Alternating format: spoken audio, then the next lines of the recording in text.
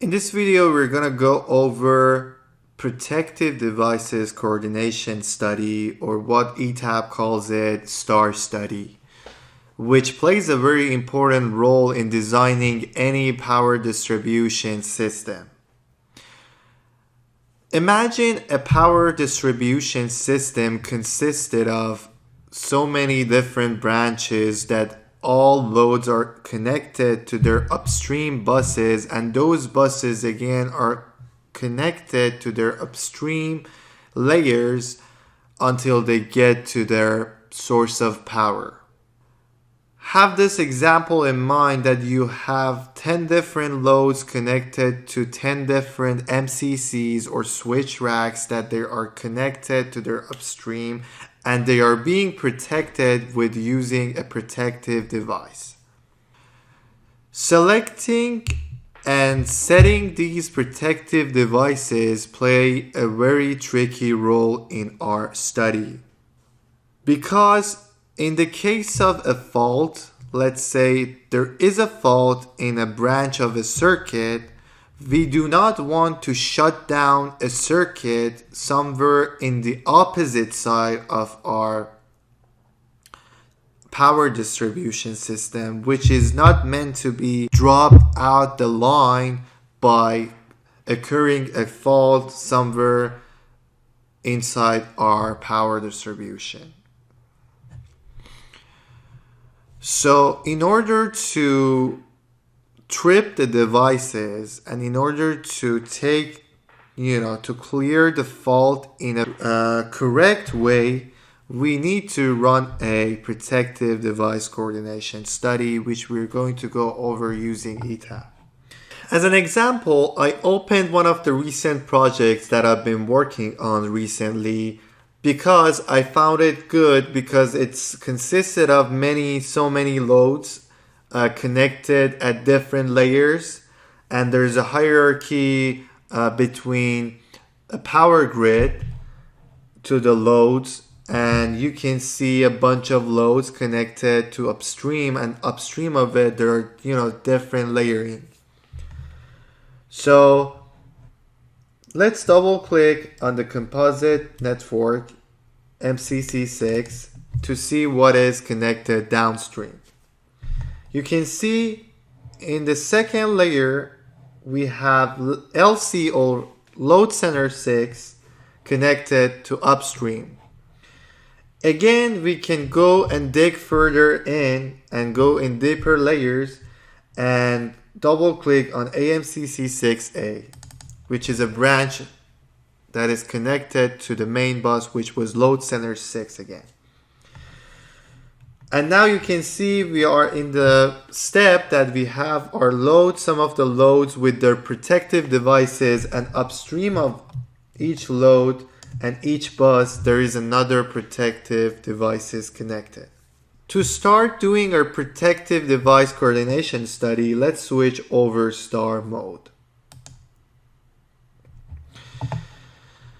In this mode, we can simply grab a fault and put it wherever inside our system to see what are the sequence of operation of each protective devices that are responsible to protect and isolate a fault happening wherever we put a fault for the study. So let's click on this red arc flash sign, which is called fault insertion, and for example, let's put our fault on OT pump 4, which is a 150 horsepower pump, and as soon as we hover our pointer over a pump, over this pump, the color of the arc flash turned to red from black, and that means we can put this fault on the terminal of this pump. Now let's click on it and see what will happen.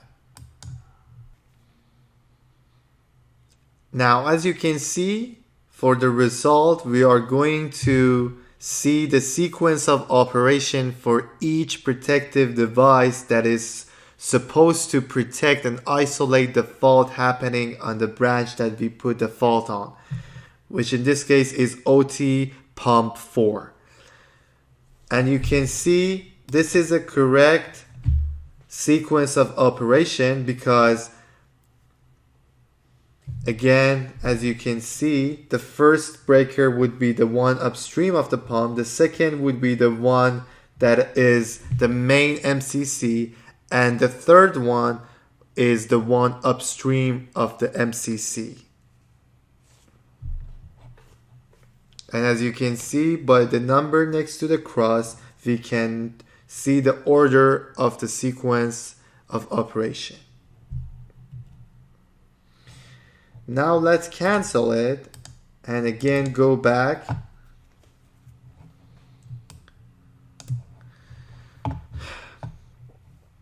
We can see the time current curve for each protective device or whichever equipment that we can select by simply selecting them.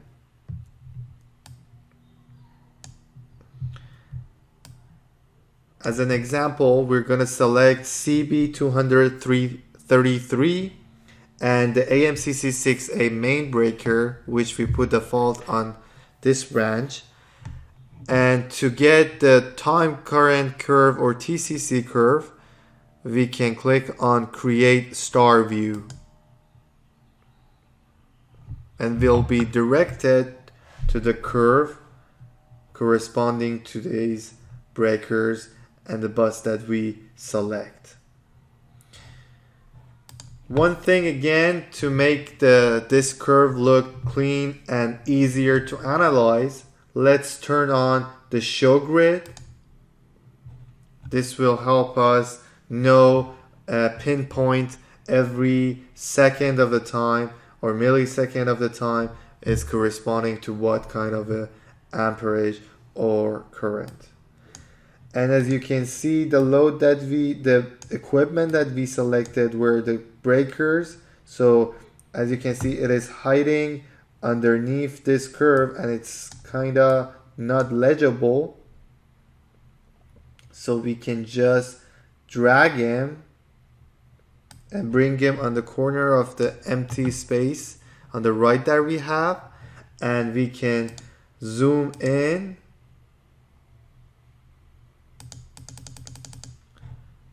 to see them better.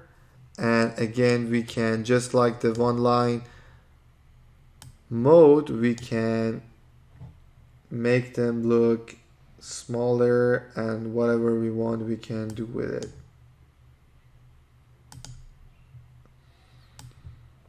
That's it. So now let's select them and again make him look a little bit bigger. Sorry. And here you go, you can see that. And again, let's bring the breakers a little bit closer to each other.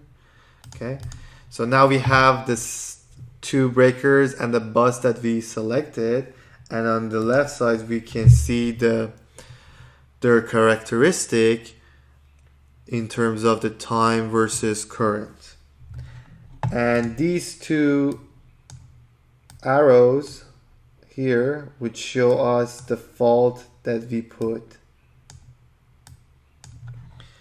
In order to get more information on each breaker in this example, we can right click and select whatever more information we want. Like we want the arrow pointing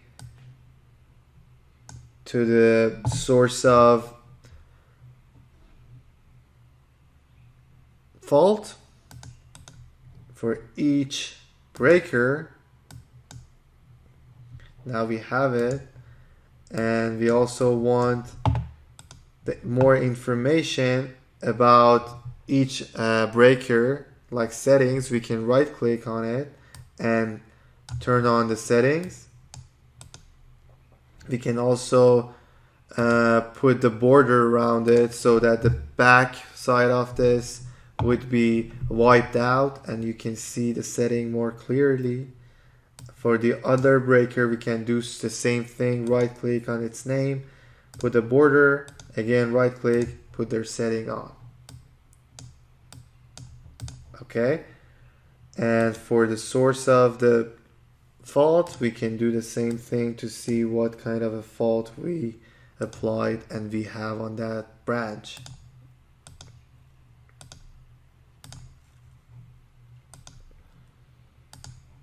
Okay.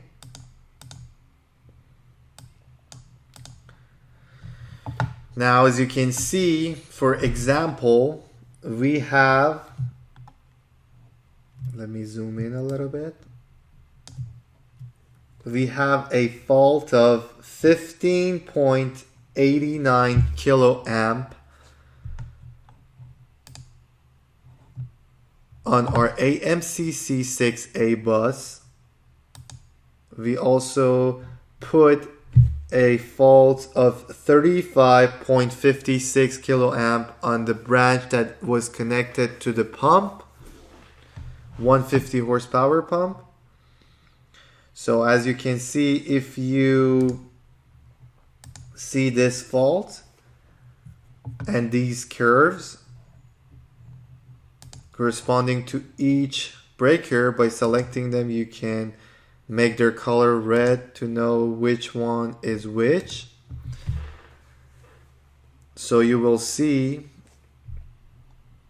after the fault happens, and you can map it. So on the x-axis we have 35 kiloamp, which you can do the math and see that 300 times, which is amp, times 100 will show us the exact amount. So what we read here, if we multiply it by 100, we will get the actual amp.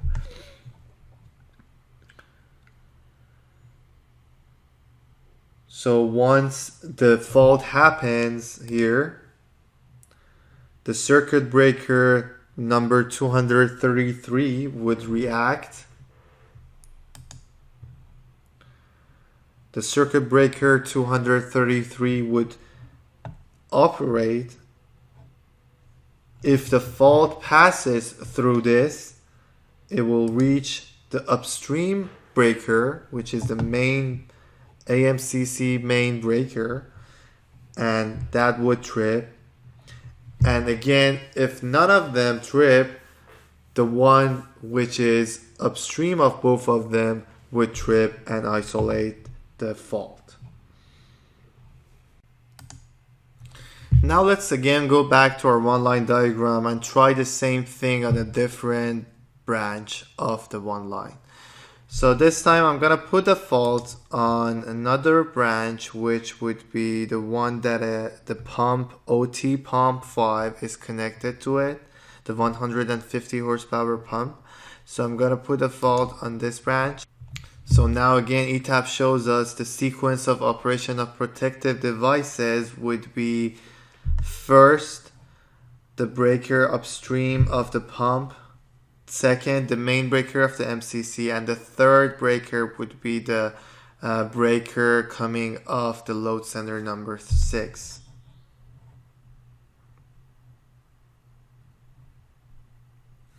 Now let's again cancel the sequence operation and go back to the main to the one line diagram, and let's again select the breaker,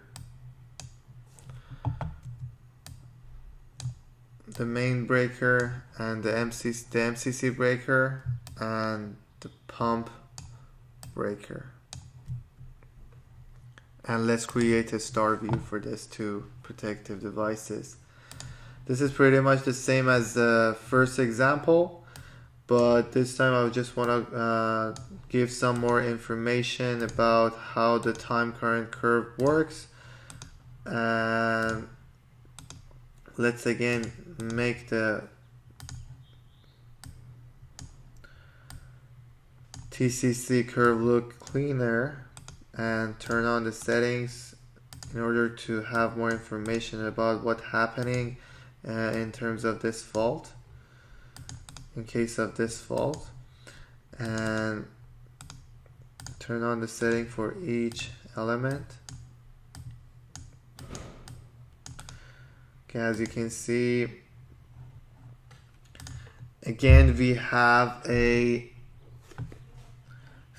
35.56 kiloamp fault, which occurs right next to the CB238, and we do have a fault of 15.89 kiloamp, which occurs on the main bus. So what we have here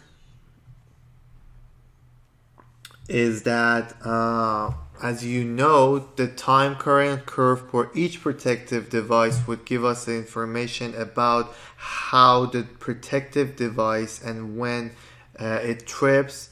So you can see that wherever in this graph, in this curve plot, that we do have a fault combining to the time of occurrence of the fault. Wherever we have a spot above this curve, that would trip the breaker or protective device. Like in this case, as you can see, the fault of 36 kiloamp happens for about 0.02 seconds or 20 milliseconds, which would tell us that we have this fault, and both of the protective devices in this case would trip. But the question is, what would be the order or sequence of operation for each of them? As you can see, the breaker 238 has a sharper reflect to this specific fault. So as you can see, it will go back sharper, and then that means that it will react faster than the main MCC, which is correct. So this means if the fault happens with this scenario, the breaker responsible directly for this pump would trip. If not, and the fault still remain on the line, we'll have to trip the second responsible protective device, which in this case is the main MCC's breaker, this one. So again, to have a good picture in our mind, wherever in the system that we have a fault, knowing that this fault remains for how long in terms of a time, so we will have different reactions from different protective devices. So wherever that we are above this curve, that would be the trip area. I call it trip area. And wherever we are below that, it's a area that it's allowed. So if we cross that boundary, that's a no-no, and the protective device would trip.